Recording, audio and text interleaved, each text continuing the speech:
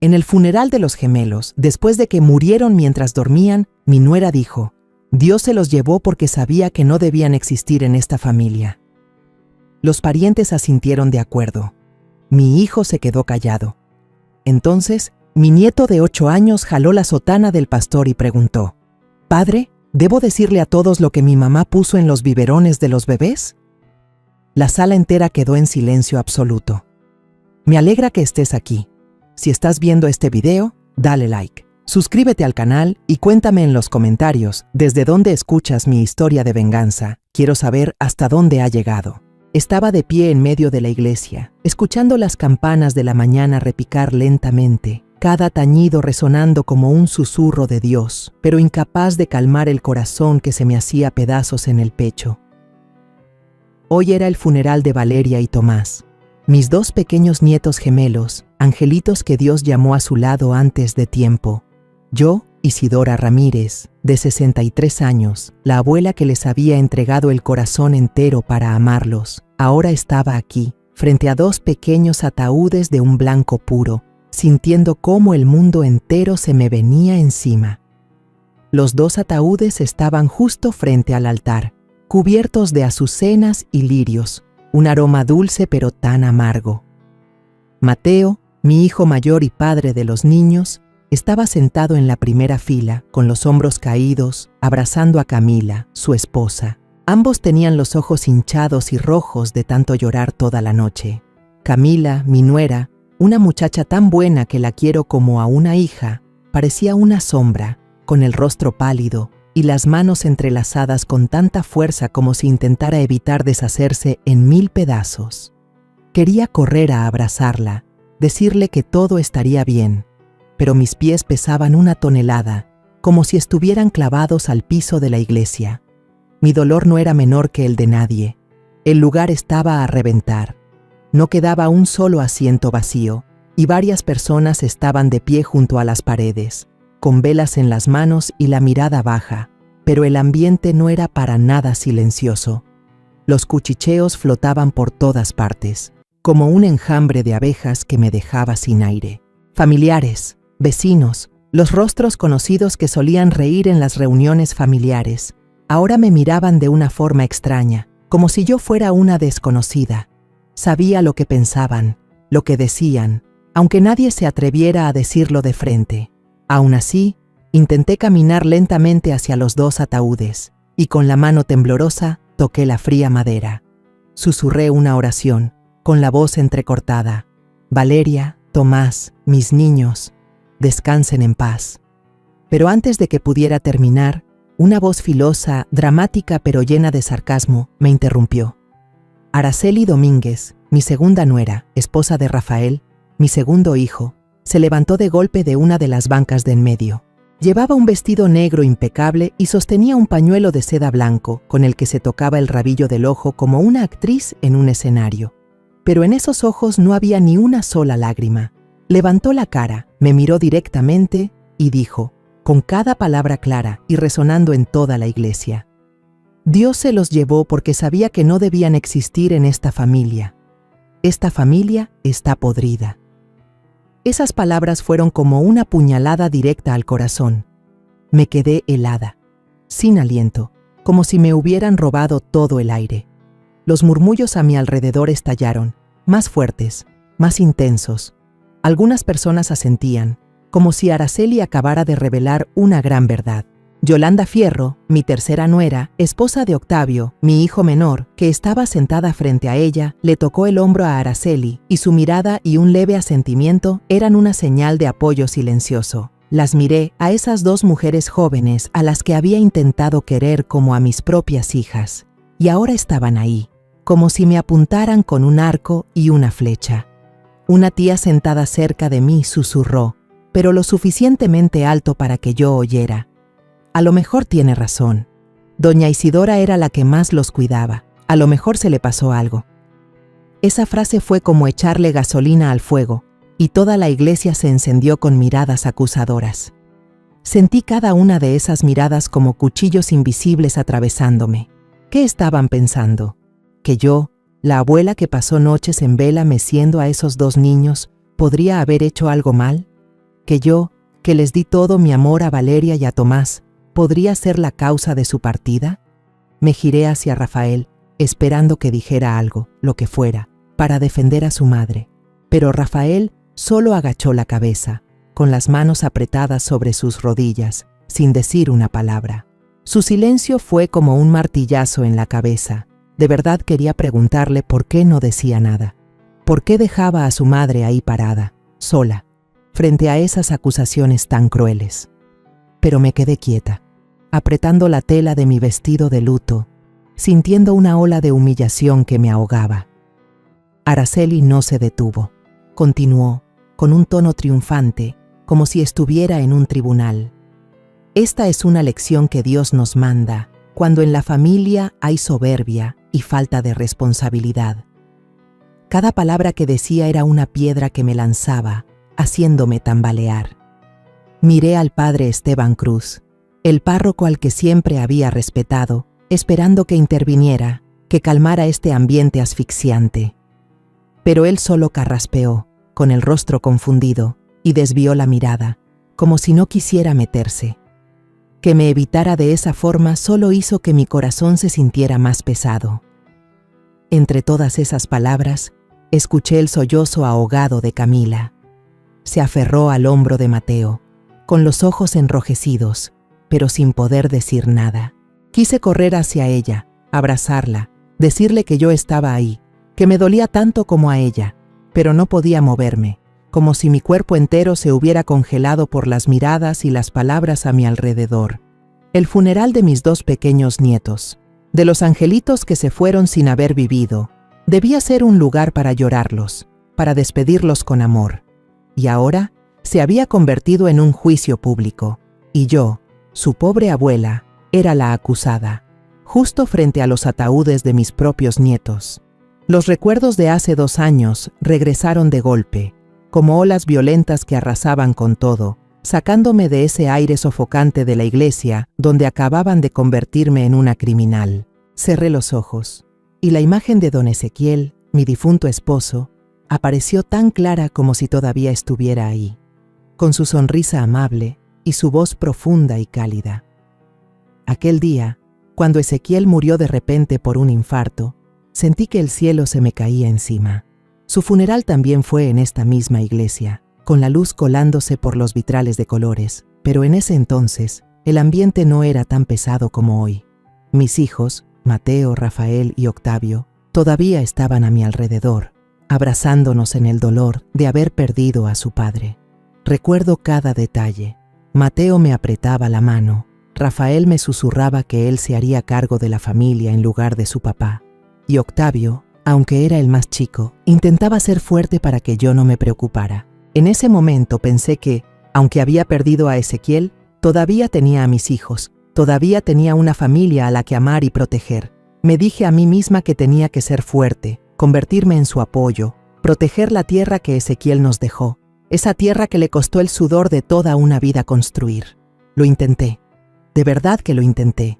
Después del funeral, empecé a arreglar la casa, ese lugar que antes estaba lleno de las risas de Ezequiel. Cada rincón, desde el sillón de madera donde le gustaba sentarse a leer, hasta la mesa del comedor donde contaba historias de su juventud, parecía guardar su aliento.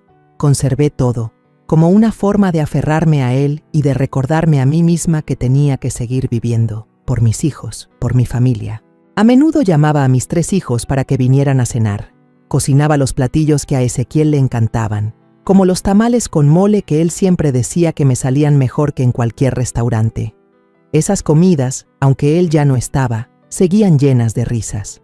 Pero ahora, parada en medio de la iglesia, me di cuenta de que esos días se sentían muy, muy lejanos. Luego Mateo se casó con Camila Herrera, una muchacha buena y de gran corazón, con ojos brillantes y una sonrisa tan cálida como el sol. La quise desde la primera vez que la vi. Camila no era solo mi nuera, era como mi propia hija. Siempre me escuchaba, siempre era dulce y nunca me dio un disgusto. Pero lo que más me dolía era que Mateo y Camila anduvieron de doctor en doctor para poder tener hijos, desde el hospital del pueblo hasta clínicas caras en la ciudad. Muchas noches, Camila me llamaba, con la voz quebrada, Mamá, tengo miedo de no poder ser madre nunca. Yo solo podía consolarla por teléfono y rezar. Le pedí a Dios que les concediera un milagro a mis hijos, así como Él nos había bendecido a Ezequiel y a mí con 3 hijos sanos. Y entonces el milagro llegó. Cuando Camila me llamó, con la voz temblorosa, para darme la noticia de que estaba embarazada de gemelos, lloré, no de tristeza, sino de felicidad. Recuerdo que me arrodillé frente a una imagen de la Virgen, dándole gracias por haber escuchado mis plegarias. El día que nacieron Valeria y Tomás, corrí por los pasillos del hospital, con el corazón latiéndome tan fuerte como si hubiera vuelto a ser joven. Esperé afuera de la sala de partos, apretando mi rosario, rezando en voz baja para que Camila y los bebés estuvieran bien. Cuando la enfermera salió con los 2 niños en brazos, casi me desmayo de la emoción. Valeria era pequeñita, con unos ojos que brillaban como 2 joyas, y Tomás era más llenito, con sus manitas diminutas aferrándose a mi dedo. Los cargué, los besé en las mejillas y les susurré: ustedes son un regalo de Dios, son la luz de su abuela. Desde ese día, pasaba casi todo mi tiempo en casa de Mateo. Quería que Camila descansara, porque tener gemelos no es nada fácil. Les cambiaba los pañales, los arrullaba para dormirlos, los cargaba, a veces sin pegar un ojo en toda la noche solo para asegurarme de que estuvieran calientitos y con la pancita llena.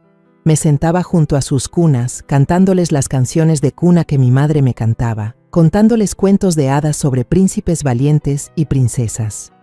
También le preparaba con cuidado su caldo de pollo, le daba sus vitaminas como había dicho el doctor, y escogía la mejor fórmula para Valeria y Tomás. Cada vez que los veía dormir, con sus mejillas sonrosadas y sus boquitas sonriendo, sentía que mi corazón sanaba, como si el dolor de haber perdido a Ezequiel se aliviara un poco. Pero también fue entonces cuando empecé a notar las miradas extrañas de Araceli y Yolanda, mis otras 2 nueras. Al principio, pensé que eran ideas mías. Quizá estaba demasiado sensible, o el cansancio me hacía ver las cosas de otra manera. Pero luego empecé a escuchar los comentarios sarcásticos, las indirectas. Una vez, mientras cargaba a Tomás en el patio, Araceli estaba en el porche, mirándome con frialdad, y luego se volteó hacia Yolanda y dijo, lo suficientemente alto para que yo la escuchara: «Ay, doña Isidora quiere tanto a sus nietecitos. Seguro que la herencia se va a inclinar para el lado de Mateo». Yolanda soltó una risita y respondió, «Sí, seguro que sí. En esta casa siempre se trata de Mateo y Camila». Yo me quedé ahí, con mi nieto en brazos, pero con el corazón hecho un nudo. Quería explicarles, decirles que yo quería a todos mis hijos y a todos mis nietos por igual, pero me quedé callada. Sonreí para no hacerla de pleito, pensando que el tiempo arreglaría las cosas. Me equivoqué. Esas palabras no pararon. Cada vez que la familia se reunía, Araceli y Yolanda encontraban la manera de lanzar una pulla. Un día, cuando llevé unos pastelitos que había horneado a casa de Rafael, Araceli me miró y dijo con una voz dulce pero filosa: «Qué detallista es usted, suegra, pero seguro que solo con sus nietos consentidos, ¿verdad?». Intenté mantener la calma y le respondí que había horneado para toda la familia, pero su mirada me decía que no me creía. Yolanda siempre le echaba más leña al fuego, contando historias de lo buena madre que era, insinuando que Camila era una inútil y que yo tenía que cuidar a los niños porque ella no era capaz. Esas palabras, aunque pequeñas, se fueron acumulando, como piedras sobre mi corazón. Empecé a sentirme sola, incluso rodeada de mi propia familia. Extrañaba a Ezequiel, extrañaba cómo él siempre sabía calmar cualquier tensión con una broma o un abrazo. Si él estuviera aquí, ¿habría dejado que esta familia se rompiera así? Me preguntaba qué había hecho mal. ¿Acaso había querido demasiado a Valeria y a Tomás, tanto que hice que Araceli y Yolanda se sintieran desplazadas? ¿Acaso no había sido justa con mis hijos y mis nietos? Esas preguntas daban vueltas en mi cabeza, pero no encontraba respuesta. Cuando nacieron Valeria y Tomás, todo el pueblo y la gente de la parroquia vinieron a conocerlos. Traían regalitos, bendiciones y no paraban de halagar a Camila. ¡Qué buena mamá! ¡Qué niños tan bonitos! Todavía recuerdo el día de su bautizo. La iglesia estaba tan alegre como si fuera una fiesta. El padre Esteban cargó a cada uno, los levantó frente al altar y su voz profunda resonó con una oración. Valeria, Tomás, que Dios los proteja siempre. Toda la familia aplaudió, reímos, y yo, parada en medio de todos, sentí que el corazón me florecía. Miré a Camila, sus ojos brillaban de felicidad, y Mateo la abrazaba, con una sonrisa más radiante que nunca. Pero en ese momento, no me di cuenta de las otras miradas, las que no compartían esa alegría. Araceli estaba en un rincón de la iglesia, con los labios apretados y los brazos cruzados. Llevaba un vestido azul oscuro y el pelo recogido en un chongo alto. Se veía muy arreglada, pero su mirada era fría, como si intentara esconder su molestia. La vi mirar de reojo a Camila, una mirada rápida y afilada, llena de envidia. Yolanda, a su lado, soltó una risita y dijo, medio en broma, medio en serio: «Fue pura suerte, no es que tenga ningún mérito». Esa frase me hizo detenerme, pero solo sonreí, pensando que quizá lo decía sin mala intención. Qué equivocada estaba. No fue un comentario al aire, fue el comienzo de una serie de sarcasmos, de cuchillos invisibles que se clavaban en mi corazón y en el de Camila. Empecé a notar el cambio en cómo Araceli y Yolanda trataban a Camila. A menudo cuchicheaban entre ellas, riéndose por lo bajo, con miradas de envidia siempre dirigidas hacia ella. Una vez, las vi en un rincón de la cocina durante una reunión familiar, con las cabezas juntas, hablando tan bajo que apenas pude escuchar una frase. A Camila sí que la consienten, siempre tiene a doña Isidora para protegerla. A nosotras, en cambio, nada. Yo estaba ahí, con un plato de flan en la mano que iba a llevar a la mesa, y sentí como si me hubieran echado un balde de agua fría. Quise acercarme, preguntarles por qué decían eso, pero al final solo me di la vuelta en silencio. Tenía miedo de que si decía algo, las cosas empeorarían. Una tarde, toda la familia se reunió a comer en mi casa, como era costumbre una vez al mes. Pasé toda la mañana cocinando, preparé pozole, hice tamales y horneé unos churros que a los niños les encantaban. Quería que todos estuvieran contentos, que esas comidas unieran a la familia, como Ezequiel solía hacer. Cuando le serví un trozo de pavo a Camila, ella me agradeció con su voz cantarina. «Gracias, suegra, usted siempre tan atenta».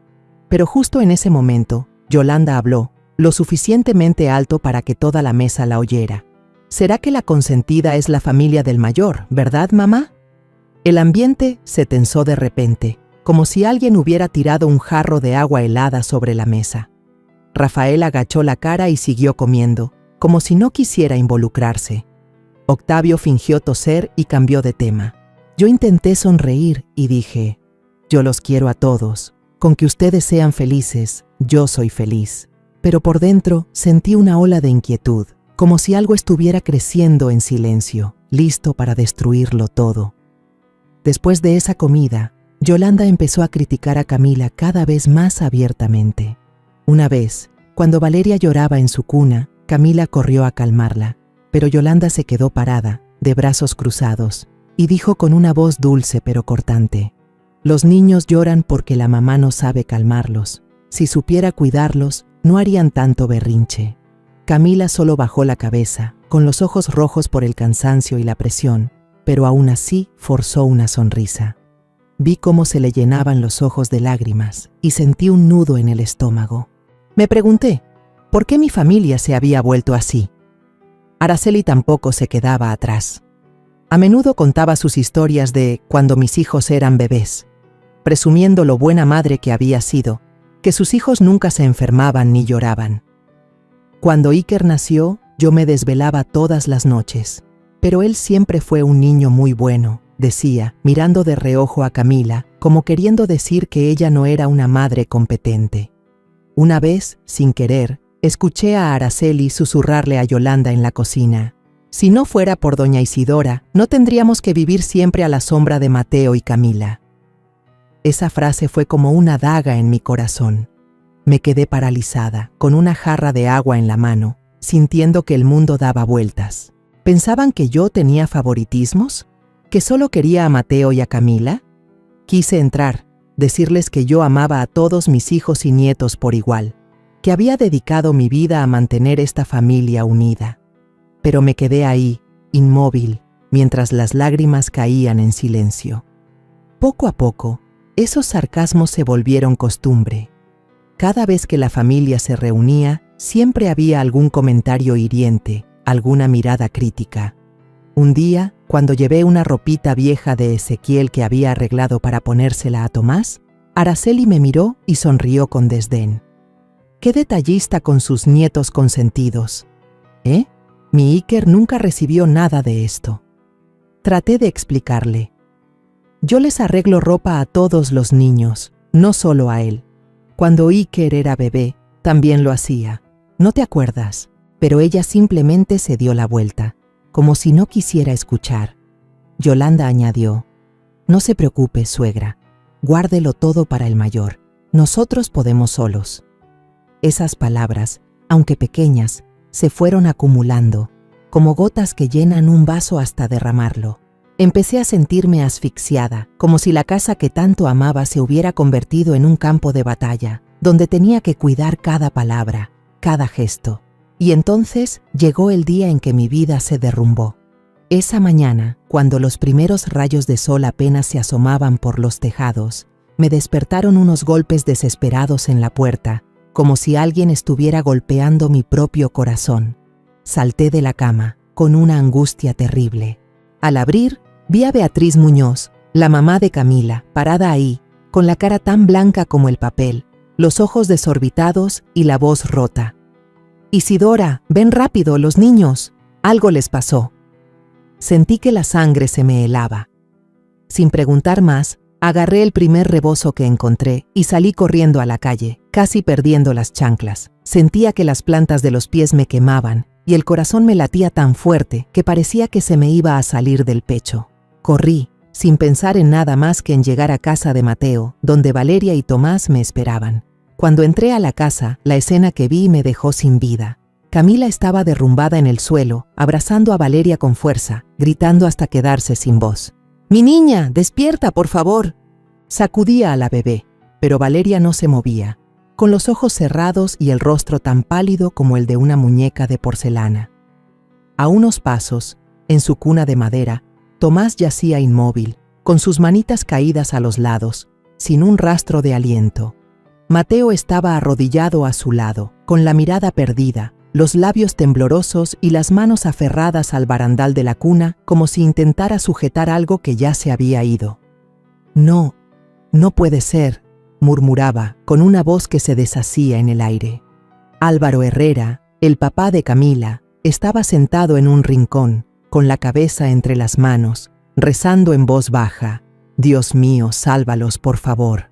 Pero su voz era solo un susurro desesperado que se mezclaba con los llantos de Camila. Corrí hacia ellos, me abalancé para tomar a Tomás, lo levanté y lo apreté contra mi pecho.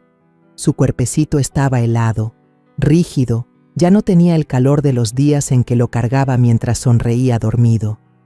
«Tomás, mi niño, despierta para tu abuela», le susurré mientras las lágrimas caían sin parar, rodando por mis mejillas y empapando su ropita. Lo abracé con todas mis fuerzas, como si al abrazarlo lo suficiente, con la fuerza necesaria, pudiera pasarle mi calor y traerlo de vuelta. Pero no, él seguía ahí, en silencio, como un ángel que ya había volado. Me giré hacia Camila, queriendo abrazar también a Valeria, queriendo proteger a los dos niños que amaba más que a mi propia vida.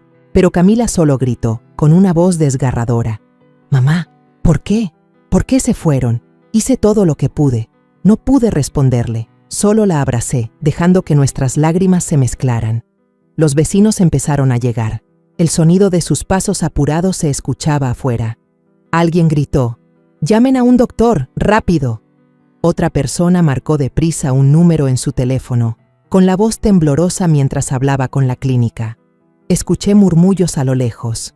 «Dios santo, ¿qué pasó? Si los niños estaban bien». Pero no les presté atención, solo abracé a Tomás, intentando aferrarme al último rastro de calor que le quedaba. Una vecina, doña Rosa, corrió hacia mí, Me tomó de la mano y me dijo con la voz entrecortada: Isidora, cálmate, el doctor ya viene. Pero no podía calmarme. ¿Cómo iba a calmarme si mis 2 nietos, las pequeñas luces de mi vida, estaban ahí, sin respirar? El joven doctor Sánchez llegó poco después. Los revisó rápidamente, puso su estetoscopio en el pecho de Valeria, luego en el de Tomás, y su rostro se fue poniendo pálido. Suspiró y dijo con voz grave: Lo siento mucho. Pudo haber sido el síndrome de muerte súbita del lactante. Es muy raro, pero a veces pasa. Escuché sus palabras, pero no podía creerlas. ¿Qué síndrome? Valeria y Tomás estaban sanos. Apenas ayer se reían conmigo, me apretaban el dedo, tomaban la leche que yo misma les preparaba. ¿Cómo podían irse así, en una sola noche? Negué con la cabeza y grité: No, no puede ser. Estaban sanos, yo los cuidaba muy bien. El doctor Sánchez solo me miró con compasión, pero no dijo nada más. Escribió algo en su libreta en silencio y se fue, dejándome con un dolor que me partía el alma. Caí de rodillas al suelo, abrazando a Valeria y a Tomás, sintiendo como si mi corazón se hubiera roto en 1000 pedazos. Quería gritar, preguntarle a Dios por qué se los había llevado, por qué me hacía sufrir este dolor después de haberme quitado a Ezequiel. Pero entonces, en medio del llanto de toda la familia, noté una mirada diferente. Araceli estaba en un rincón de la habitación, de brazos cruzados, con el rostro impasible, casi frío. No lloraba, no decía nada, solo estaba ahí, como si estuviera viendo una obra de teatro. Yolanda estaba a su lado, susurrándole algo al oído, y sus miradas se cruzaron hacia mí, con un destello de malicia. Lo sentí, tan claro como una cuchillada, que en sus mentes ya me habían asignado el papel de culpable. No necesitaron decirlo, pero esa mirada, esa sonrisita disimulada, parecían decir: Doña Isidora, usted tuvo la culpa de esto. Empecé a temblar, no de frío, sino de dolor y de injusticia. Quería ir hacia ellas, preguntarles por qué me miraban así, por qué pensaban que yo podría hacerle daño a los nietos que amaba más que a mi propia vida. Pero me quedé quieta, con las lágrimas rodando, sintiendo que el mundo entero me daba la espalda. Miré a Camila. Ella seguía abrazando a Valeria, llorando. Perdóneme, suegra, fue mi culpa, no los cuidé bien. Le tomé la mano y le susurré: No, mi niña, tú no tienes la culpa. Aquí estoy, siempre voy a estar aquí. Pero mis palabras sonaban débiles, incapaces de calmar nuestro dolor.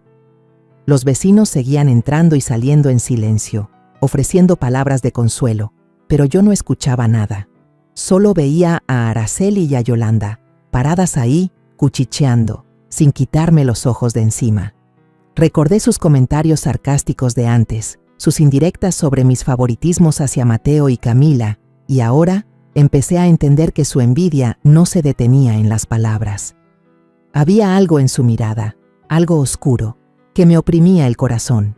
Quería enfrentarlas, preguntarles directamente qué estaban pensando, pero no tenía fuerzas.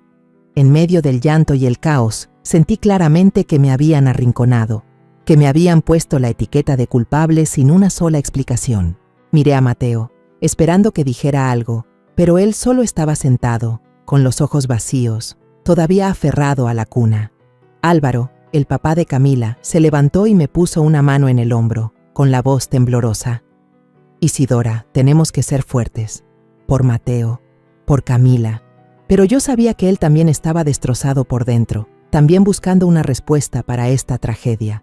Ahora apretaba mi rebozo de luto con tanta fuerza que los nudillos se me pusieron blancos, sin atreverme a apartar la vista de los 2 pequeños ataúdes blancos de Valeria y Tomás. El aire en la iglesia era pesado, asfixiante, como si el mundo entero me aplastara el pecho. El sollozo ahogado de Camila resonaba, doloroso, rompiendo el silencio, pero nadie se atrevía a decir nada. Me sentía acorralada, atravesada por las miradas de sospecha y los susurros. El funeral de mis 2 pequeños nietos, que debía ser un lugar para despedirlos con amor, se había convertido en un juicio, y yo, la abuela que les había entregado el corazón, era la acusada. De repente, En medio de ese silencio sofocante, Araceli volvió a hablar. Su rostro estaba descompuesto, como si estuviera actuando el papel de una doliente, pero su voz resonó, filosa, como un cuchillo. Alguien fue descuidado. Alguien puso algo que no debía en el biberón de los niños. Un murmullo se extendió por toda la iglesia, como un incendio en un campo seco.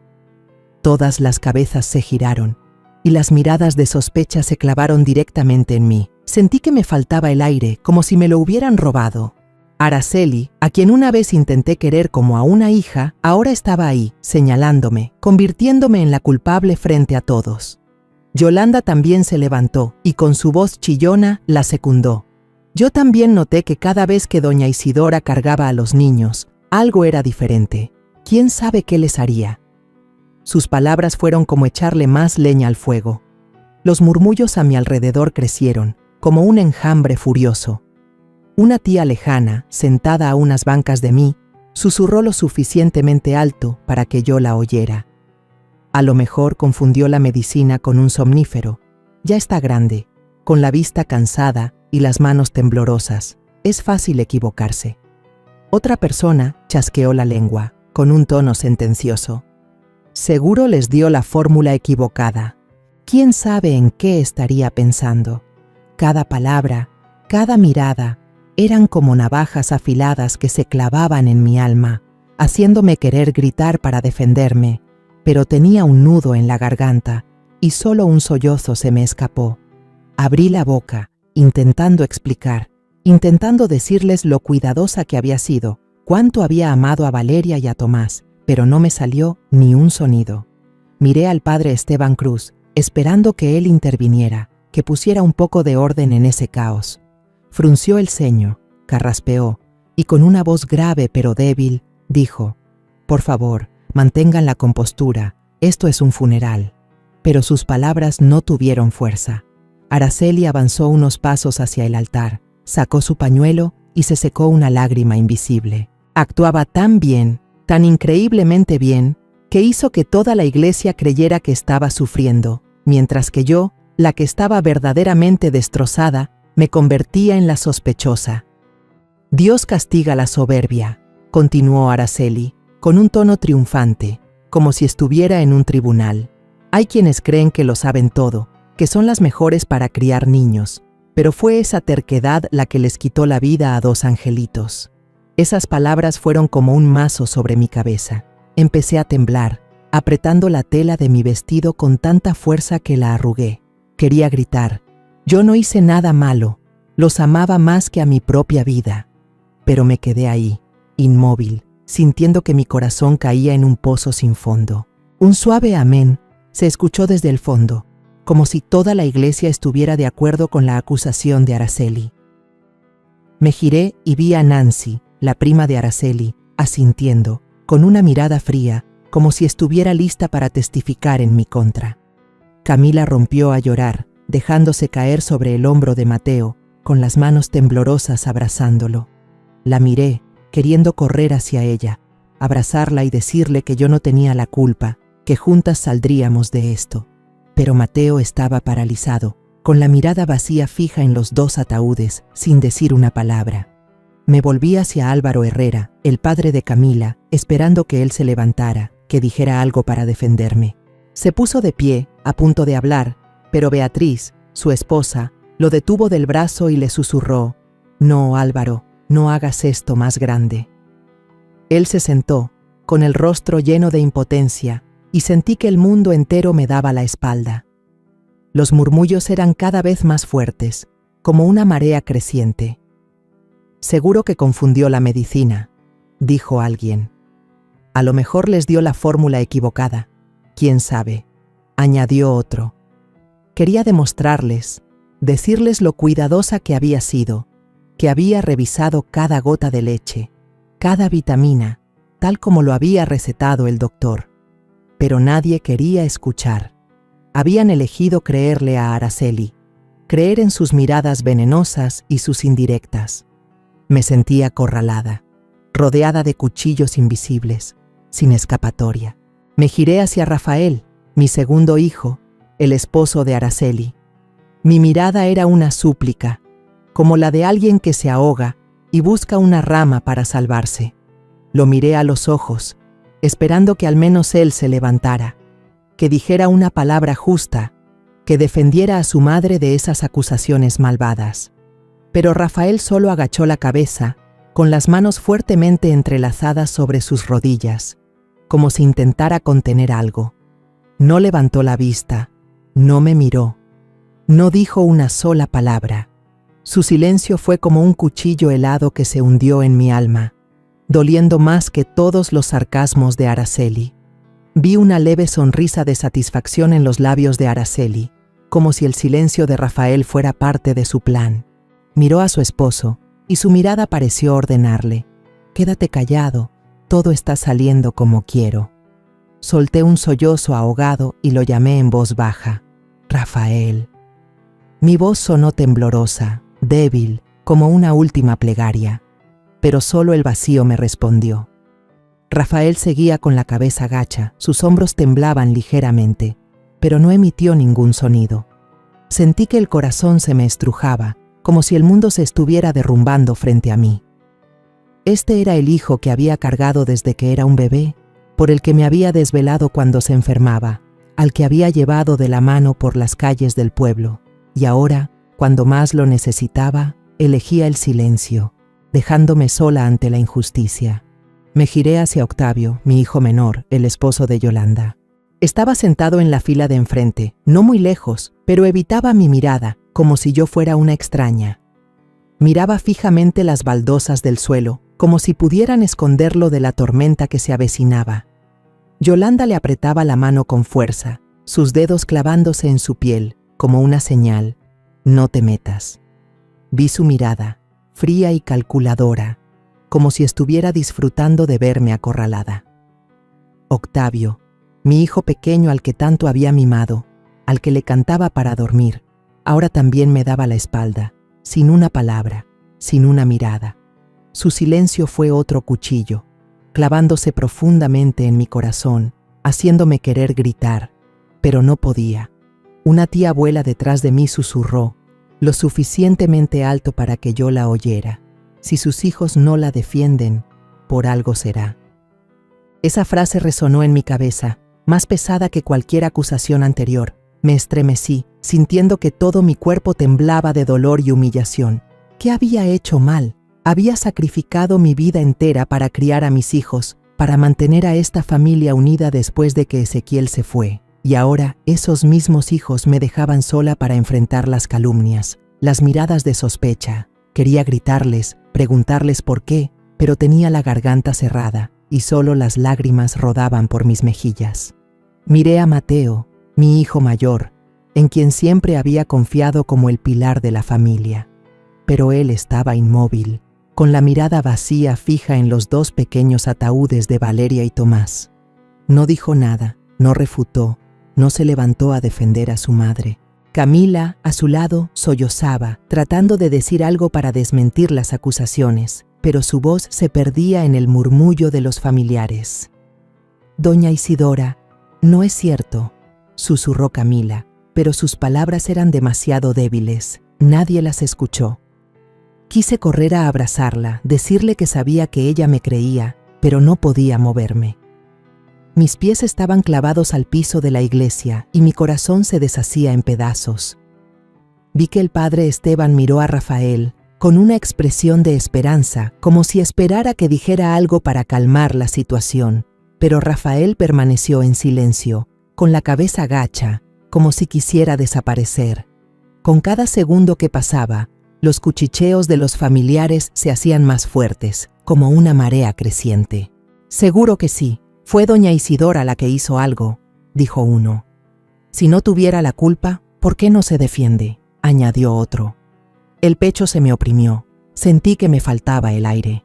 Quería gritar, decirles que era inocente, que había cuidado a Valeria y a Tomás con todo mi corazón, que nunca podría hacerles daño.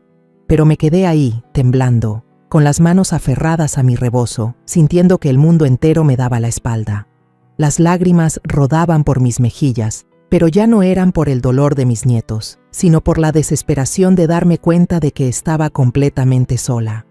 Nadie me creía, nadie estaba de mi lado, y los hijos a los que había entregado mi corazón ahora guardaban silencio, dejándome a merced de todos. Justo en ese momento, un pequeño sonido rompió el silencio sofocante. El crujido de una banca de madera, débil pero claro, resonó desde las filas de en medio. Levanté la cabeza, mis ojos llorosos tratando de ver a través de la neblina del dolor. Era Iker Ramírez, mi nieto, el hijo de Rafael y Araceli. Apenas tenía 8 años, se veía pequeño en su trajecito negro que le quedaba un poco grande, con la corbata chueca y los zapatos lustrados, pero su rostro estaba pálido, como si llevara una carga demasiado pesada. Me quedé atónita, con el corazón latiéndome a 1000 por hora, sin entender por qué se levantaba en ese momento. Los pasos de Iker eran lentos pero firmes. El toc, toc de sus zapatitos sobre el mármol resonaba en toda la iglesia, como los latidos de mi propio corazón. El lugar entero se quedó en silencio. Todas las miradas se posaron en él. Araceli se sobresaltó, extendió la mano para detener a su hijo y le dijo con urgencia: «Iker, siéntate ahora mismo». Pero Iker, con una determinación que nunca había visto en un niño, apartó la mano de su madre y siguió caminando hacia el altar. Los murmullos comenzaron de nuevo, como el viento soplando en un campo. «¿Qué va a hacer ese niño?», susurró alguien. «Apenas tiene 8 años», dijo otro, con incredulidad. Empecé a temblar. Mis piernas flaquearon, sin poder creer que mi pequeño nieto, al que le daba dulces y sentaba en mis rodillas, se atreviera a pararse en medio de tanta tensión. Iker se detuvo frente al padre Esteban Cruz, levantó sus ojos llorosos pero firmes para mirarlo. Tiró suavemente de la sotana negra del sacerdote, como si necesitara protección antes de decir algo terrible. La voz infantil de Iker resonó, temblorosa pero clara, cortando el aire como un cuchillo. «Padre, ¿debería decirles a todos lo que mi mamá le puso a los biberones de mis primitos?». Toda la iglesia contuvo la respiración. Los murmullos se apagaron de golpe, como si alguien hubiera extinguido una llama. Sentí como si la tierra hubiera dejado de girar. Miré a Iker, mi pequeño nieto que yo pensaba que solo sabía jugar y reír, y ahora estaba ahí, acusando a su propia madre. Mi corazón latía desbocado, una mezcla de miedo y una pequeña chispa de esperanza. ¿Acaso la verdad estaba a punto de salir a la luz? ¿Acaso yo, que estaba acorralada, estaba a punto de ser reivindicada? Araceli se levantó de un salto, su rostro cambió de color, de pálido a un rojo intenso. Sus manos temblaban, y gritó con una voz chillona: «Iker, ¿qué estás diciendo? Siéntate ahora mismo». Pero Iker no se movió. Sus ojos seguían fijos en el padre Esteban, como buscando protección. Rafael, su padre, levantó la cabeza de golpe, con los ojos muy abiertos, y balbuceó: «Iker, hijo, ¿qué estás diciendo?». Miraba de su hijo a su esposa, con el rostro lleno de confusión, como si no pudiera creer lo que oía. Contuve el aliento. Mis piernas temblaban, mis manos apretaban con fuerza el rosario. Quería creer que Iker traería la luz, que me salvaría de esta pesadilla, pero al mismo tiempo tenía miedo de que la verdad que estaba a punto de decir destrozara aún más a esta familia. El padre Esteban se inclinó, puso una mano en el hombro de Iker y con una voz suave pero firme dijo: «Habla, Iker, aquí estás a salvo». Esas palabras fueron como un abrazo protector, no solo para Iker, sino también para mí, que temblaba ante las miradas acusadoras de mis familiares. Iker respiró hondo, sus pequeños hombros temblaron, pero su voz infantil resonó con claridad, como una campana en la iglesia. La semana pasada vi a mi mamá en la cocina, moliendo unas pastillas de la bolsa de papá y echándolas en los biberones de Valeria y Tomás. Un suspiro colectivo recorrió la iglesia, como si a todos les hubieran robado el aire. Varias mujeres se taparon la boca, con los ojos abiertos de par en par por el horror. «¡Dios mío!», exclamó una tía, con la voz temblorosa, como si acabara de presenciar algo increíble. Me quedé paralizada, sintiendo que mis pies ya no tocaban el suelo. Las palabras de Iker fueron como un viento que disipó la nube negra que pesaba sobre mí, pero al mismo tiempo me oprimieron el corazón. Araceli, mi nuera, a quien había considerado como una hija, ¿podría haber hecho algo tan horrible? Araceli se levantó de un salto, con el rostro descompuesto, rojo de ira y pánico. «¡Cállate!», gritó con voz chillona. «Eres un niño, no sabes lo que dices». Se abalanzó sobre Iker, intentando llevárselo, pero el padre Esteban extendió un brazo para detenerla, y con una voz firme como una sentencia, dijo: «Señora, deje que el niño hable». Araceli retrocedió, con las manos temblorosas y la mirada desorbitada, como un animal acorralado. La miré, y sentí que el corazón se me estrujaba. ¿Cómo pudo hacerlo? ¿Cómo se atrevió a culparme a mí, cuando fue ella quien lastimó a mis angelitos? Iker temblaba, pero no retrocedió. Continuó, con la voz entrecortada pero firme. Hasta lo anoté en mi cuaderno. Mi mamá dijo que esa medicina era para que mis primitos durmieran tranquilos, para que no lloraran. Pero yo vi que después de tomarla, se quedaban dormidos y ya no se despertaban. Del bolsillo de su pequeño saco, Iker sacó un cuadernito de pasta azul, ya gastado, y se lo entregó al padre Esteban. Él lo abrió, pasó las páginas y vi la letra torpe de un niño, pero clara y detallada. Día 15. Mamá puso polvo blanco en el biberón. Día 16. Mamá dijo que los bebés dormirían tranquilos. Toda la iglesia se quedó muda. Algunas mujeres rompieron a llorar, abrazando a sus propios hijos pequeños, como si temieran que esa tragedia pudiera pasarles a ellas. Sentí que las lágrimas brotaban de mis ojos, no de tristeza, sino por la valentía de Iker, por la verdad que poco a poco salía a la luz. Rafael se levantó de golpe, se acercó a Iker, con el rostro pálido, y balbuceó: «Iker, hijo, ¿qué es lo que estás diciendo?». Miró a su hijo, luego a Araceli, con los ojos llenos de dolor y confusión. Iker levantó la vista hacia su padre, con las lágrimas rodando por sus mejillas, pero su voz seguía siendo firme. «Es la verdad, papá. Tenía miedo, pero ya no podía quedarme callado». Esas palabras cayeron como un martillo, sumiendo a la iglesia en un silencio sepulcral. Miré a Iker y mi corazón se iluminó con su valentía, pero al mismo tiempo sentí otro dolor, el dolor de saber que esta verdad destruiría a mi familia una vez más. Yolanda Fierro, la que hacía un momento apoyaba con tanto entusiasmo a Araceli, ahora estaba sentada, inmóvil, con el rostro cenizo, mirando de reojo y con pánico a su cómplice. Araceli se retorcía y gritaba: «Eran solo vitaminas. Yo solo quería ayudar. Todos ustedes me están malinterpretando». Pero su voz sonaba hueca, sin convicción. Una voz se alzó desde las bancas de atrás. Era doña Rosa, mi vecina de toda la vida. «No, no la estamos malinterpretando. Acabamos de escuchar la verdad de boca de su propio hijo». Sus palabras fueron como una chispa que encendió la indignación en toda la iglesia.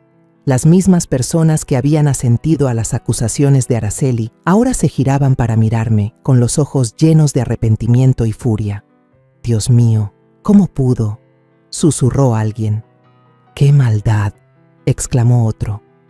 Camila rompió a llorar desconsoladamente, tapándose la cara, y con la voz ahogada dijo: «Suegra, perdóneme, dejé que la humillaran». Mateo, a su lado, le apretaba la mano con fuerza. Sus ojos estaban rojos, pero esta vez vi en ellos no solo dolor, sino también rabia. «Araceli», susurró, con la voz temblorosa, como si contuviera una explosión de furia. Yo me quedé clavada en mi sitio, con las lágrimas corriendo, no de dolor, sino de alivio. La verdad, aunque dolorosa, estaba saliendo de la oscuridad. Araceli se lanzó hacia adelante, tratando de arrebatarle el cuaderno al padre Esteban, con la voz chillona, casi histérica. «Démelo, eso no es verdad». Pero el padre Esteban sujetó el cuaderno con firmeza. Su rostro era severo, como si estuviera frente al mismo diablo. «Señora, no puede negar lo que este niño ha dicho», dijo, con voz grave pero cortante. Los murmullos en la iglesia estallaron, y ahora las acusaciones cambiaron de dirección, apuntando directamente a Araceli. Entonces no fue doña Isidora. susurró alguien. «Dios santo, fue Araceli», exclamó otro, con la voz llena de horror. Me quedé inmóvil, con las lágrimas rodando por mis mejillas, no de alivio, sino de shock. ¿Cómo podía una madre, un miembro de la familia, hacer algo tan terrible a unos niños inocentes? Rafael, el esposo de Araceli, retrocedió tambaleándose, con el rostro tan blanco como el papel. Balbuceó con la voz temblorosa. «No, no puede ser. Araceli, tú». Miró a su esposa, con los ojos llenos de dolor y confusión, como si buscara una explicación, una razón para creer que todo era un malentendido. Pero Araceli, en lugar de defenderse, gritó, con una voz chillona que resonó en toda la iglesia. «Solo quería que desaparecieran. Nacieron para robarle el futuro a mi hijo». Esas palabras fueron como un rayo que me partió el corazón. Toda la iglesia se quedó en silencio, como si nadie pudiera creer lo que acababa de escuchar. Miré a Araceli y sentí que el corazón se me estrujaba. ¿Cómo podía decir eso? ¿Cómo podía tenerle envidia a Valeria y a Tomás, dos angelitos que apenas habían vivido? Camila, sentada en la primera fila, sollozó. Su llanto parecía atrapado en su garganta. Se tapó la cara. Sus hombros temblaban, mientras Mateo apretaba los puños con el rostro contraído de dolor. «Araceli», susurró, con la voz llena de rabia, como si se contuviera para no lanzarse sobre ella. Quise correr a abrazar a Camila, decirle que estaba ahí, que me dolía tanto como a ella, pero mis pies estaban clavados al suelo. Yolanda Fierro, la que hacía un momento apoyaba a Araceli, ahora estaba sentada en silencio, con el rostro cenizo, mirando aterrorizada a su cómplice. Un pariente, don Juan, se levantó de golpe y la señaló directamente. «Tú también sabías de esto, ¿verdad? Tú la ayudaste». Yolanda tembló, hundiéndose en su asiento, y balbuceó. Yo solo escuché a Araceli decirlo. No pensé que fuera en serio». Pero su voz sonaba débil, sin convicción alguna. La iglesia entera estalló en indignación, y se escucharon gritos. «Cómplice, es cómplice del crimen». Miré a Yolanda, mi nuera a la que había intentado querer, y sentí otro dolor. No solo Araceli, sino también Yolanda le había dado la espalda a la familia, a unos niños inocentes. Quise preguntarle por qué, pero me quedé ahí, con las lágrimas rodando, sintiendo que mi corazón se deshacía en pedazos. Rafael cayó de rodillas, agarrándose la cabeza, y gritó: «¡Dios mío! ¿Cómo pudiste? Mataste a 2 niños inocentes». Su voz se quebró, como si su mundo entero se hubiera derrumbado. Miró a Araceli, con los ojos llenos de dolor y rabia, pero ella solo se retorcía, con la mirada inyectada en sangre, arañando el aire como una loca. «Si Valeria y Tomás vivían, mi hijo se quedaría sin nada», gritó, con la voz llena de odio. «Todo sería para Mateo y Camila, y no lo iba a permitir». Esas palabras fueron la última puñalada, revelando su verdadera naturaleza. Me quedé paralizada, sintiendo que todo mi cuerpo temblaba de indignación. ¿Cómo podía una madre sentir tanta envidia como para quitarle la vida a 2 niños? ¿Cómo podría vivir con ese crimen? El padre Esteban hizo una seña a algunos hombres de la familia, y su voz fue firme. «Deténganla». 2 hombres se acercaron y sujetaron a Araceli cuando intentó abalanzarse sobre Iker. El niño se refugió detrás del padre Esteban, con los ojos llenos de lágrimas, pero aún firmes. Una tía, doña Teresa, rompió a llorar desconsoladamente. «¿Qué clase de madre siente celos de unos bebés? Dios no te perdonará». Sus palabras expresaron lo que yo sentía. Miré a Araceli, queriendo gritarle, preguntarle por qué lo hizo, pero me quedé ahí, con las lágrimas rodando, sintiendo que el mundo se derrumbaba a mi alrededor. A lo lejos, se escucharon las sirenas de la policía, acercándose cada vez más, como una sentencia. El funeral de Valeria y Tomás, que debía estar lleno de amor y luto, se había convertido oficialmente en la escena de un crimen. Todas las miradas de indignación en la iglesia ahora apuntaban a Araceli y a Yolanda. Las miré, a las que alguna vez fueron parte de mi familia, y ahora eran extrañas. Seres que albergaban una maldad que nunca pude imaginar. Me giré hacia los 2 pequeños ataúdes y susurré en mi corazón: Mis niños, perdónenme, no pude protegerlos. Las puertas de la iglesia se abrieron de golpe. El chirrido de las bisagras sonó como una condena final. 2 policías entraron con paso firme, seguidos por la inspectora Patricia Morales, cuyo rostro serio y mirada fría recorrieron a la multitud. Araceli, que todavía se retorcía en los brazos de los hombres que la sujetaban, gritaba como una loca. «Ustedes no entienden, solo quería lo mejor para ellos. Yo no hice nada malo». Pero su voz sonaba hueca, sin convicción. Un oficial se acercó, le torció el brazo y le puso las esposas justo frente a los 2 pequeños ataúdes de Valeria y Tomás. El chasquido metálico resonó, frío como una sentencia. Vi esa escena y mi corazón se encogió. No por lástima hacia Araceli, sino porque no podía creer que mi familia hubiera caído en esta tragedia, justo en el día en que despedíamos a 2 angelitos. A Yolanda, la que con tanto entusiasmo había apoyado a Araceli, la levantaron de su asiento. Temblaba, suplicando: «Yo no hice nada, yo solo sabía, por favor, créanme». Pero el oficial no se detuvo y la esposó con una firmeza implacable. «Ser cómplice también es un delito, señora», dijo con voz fría. Yolanda agachó la cabeza, sin atreverse a mirar a nadie, como si quisiera esconderse de las miradas de furia que la rodeaban. La miré, a mi nuera a la que había intentado querer, y sentí otro dolor. ¿Cómo pudo saberlo y quedarse callada? ¿Cómo pudo dejar que la verdad se ocultara, que me culparan a mí? Rafael cayó de rodillas frente a mí, con las lágrimas rodando por sus mejillas. «Mamá, me quedé callado, dejé que todos dudaran de ti. Perdóname». Su voz se quebró, como si intentara redimir los momentos de silencio que tanto me habían herido. Puse mi mano sobre su hombro, pero no dije nada. El dolor que sentía era demasiado grande. Las palabras ya no eran suficientes para perdonar. Quise consolarlo, decirle que entendía que él también estaba destrozado, pero me quedé ahí, con las lágrimas corriendo, sintiendo que mi corazón estaba agotado. Rafael inclinó la cabeza, sus hombros temblaban, y supe que él también sufría un dolor tan grande como el mío. El dolor de saber que su propia esposa había cometido un crimen atroz. Mateo y Camila corrieron hacia mí y me abrazaron con fuerza. Los 3 nos quedamos frente a los 2 pequeños ataúdes, llorando desconsoladamente. Camila, con los ojos rojos, me dijo entre sollozos: «Suegra, perdóneme, perdón por dejar que la humillaran. Yo era la que tenía que haberla defendido». La abracé con fuerza, sintiendo el calor de sus manos temblorosas. «No, mi niña, tú no tienes la culpa», le susurré, con la voz rota. «Aquí estoy, siempre voy a estar aquí». Mateo me apretó la mano. Su mirada era una mezcla de gratitud y dolor. «Mamá, yo nunca dudé de ti», dijo, con la voz temblorosa. «Es solo que el dolor era demasiado grande para poder hablar». Sus palabras fueron un bálsamo, pero también me causaron más tristeza. Los abracé a los 2, sintiendo que intentábamos sostenernos en medio de la tormenta.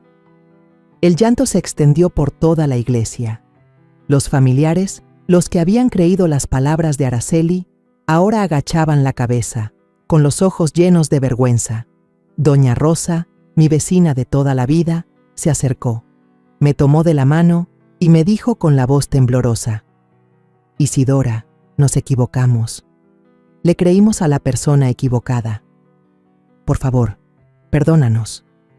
Solo asentí, sin poder decir nada. No estaba enojada con ellos, pero el dolor era demasiado profundo para borrarlo tan fácilmente. Miré a mi alrededor y vi los rostros que antes me juzgaban, ahora llenos de arrepentimiento, pero eso no traería de vuelta a Valeria y a Tomás. El padre Esteban subió al púlpito y con la voz temblorosa pero firme, dijo: «La verdad ha salido a la luz y la justicia hablará. Oremos por el alma de Valeria y Tomás, para que descansen en paz en los brazos de Dios». Levantó la mano, guiando a toda la iglesia en una oración, y yo me arrodillé frente a los 2 pequeños ataúdes y susurré: «Mis niños, la verdad se ha sabido, sus almas descansarán en paz». Mis lágrimas cayeron, pero esta vez sentí un poco de paz.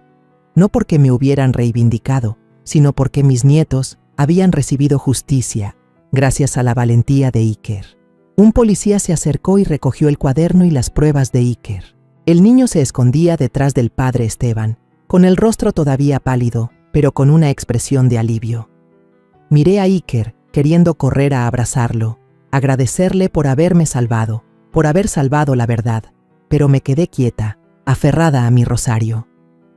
Iker me miró, con sus ojos infantiles pero llenos de determinación, y supe que él también llevaba una carga demasiado pesada para su edad. Le susurré en mi corazón: «Gracias, Iker. Nunca olvidaré tu valentía». Se llevaron a Araceli, que seguía gritando y maldiciendo. «Se van a arrepentir, yo solo quería proteger a mi hijo», pero ya nadie le prestaba atención. A Yolanda, con la cabeza gacha, la empujaron detrás, sin atreverse a mirar a nadie. Las sirenas de la policía se alejaron, llevándose la parte más oscura de mi familia, pero el aire de luto seguía impregnando la iglesia.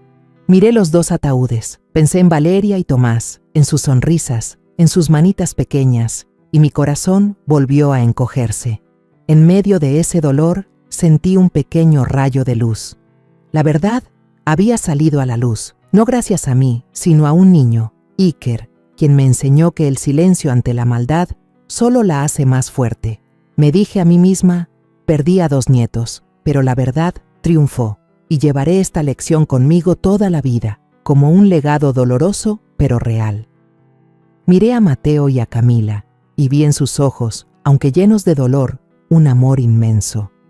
Supe que, aunque esta familia se había roto, todavía nos teníamos los unos a los otros, y eso era lo único que me ayudaría a seguir de pie. Me arrodillé frente a los ataúdes y susurré una última vez: Valeria, Tomás, descansen en paz, yo seguiré viviendo por ustedes y por la verdad. Apreté mi rosario, sintiendo como si Ezequiel estuviera en algún lugar, sonriéndome, como diciéndome que había hecho lo correcto. Y en ese momento, aunque destrozada, encontré un poco de paz en medio de la densa oscuridad de mi dolor. La historia que contamos es ficticia, pero está basada en algunos hechos reales. Los nombres y lugares han sido cambiados para proteger la identidad de quienes estuvieron involucrados. No contamos esto para juzgar, sino con la esperanza de que alguien escuche y se detenga a pensar: ¿cuántas madres están sufriendo en silencio dentro de su propia casa? Siento verdadera curiosidad. Si fueras tú, en mi lugar, ¿qué harías? ¿Elegirías callar para mantener la paz o te atreverías a enfrentarlo todo para recuperar tu voz? Quiero saber lo que piensas, porque cada historia es una vela que puede iluminar el camino de alguien más. Dios siempre bendice, y yo creo firmemente que el valor nos lleva a días mejores. Mientras tanto, en la pantalla final te dejo 2 de las historias más queridas del canal. Te aseguro que te sorprenderán. Gracias por haberte quedado hasta aquí.